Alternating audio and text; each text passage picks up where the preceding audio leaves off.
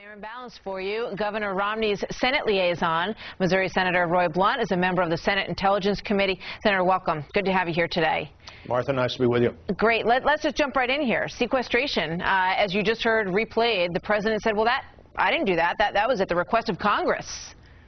Well, everything, and the president's leading from behind, both with our allies and apparently in leadership with the Congress, whether it was the health care bill or this sequestration debacle. The president somehow has no real responsibility for it. We need a leader.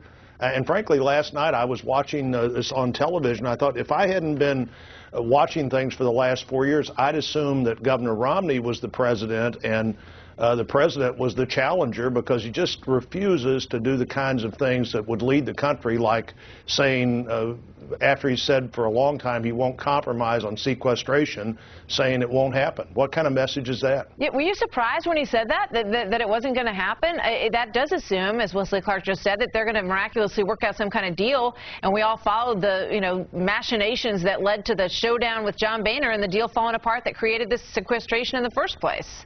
Well, I suspect the president's advisors may have been surprised when he said that. I think it's one of those things that seemed like the right thing to say at the time, though clearly the president can't back that up with the reality of what has to happen now to avoid cutting the military across the board and making other across-the-board cuts at NIH, the National Institute of Health, and other places, just because we don't have the courage to go in or the leadership to go in and say, here's something we need to eliminate, here's something we need to keep doing at the level we're doing it today.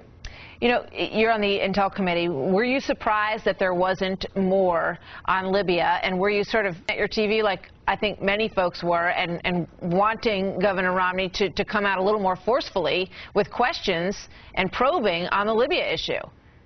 Well, I was. I thought that there was a big unanswered question. In fact, there was a wrongly answered question from the last debate about Libya, and I thought the governor would use this as a chance to pursue that. But I think what he did was use this as a chance to show not only a breadth of understanding of foreign policy, but he's the kind of decision maker that Americans and our allies could rely on. You had one guy who looked calm and collected and full of facts and ready to make the right decision, and another guy that I think was kind of trying to figure out how to become president, and that was the current president trying to figure out how to become president.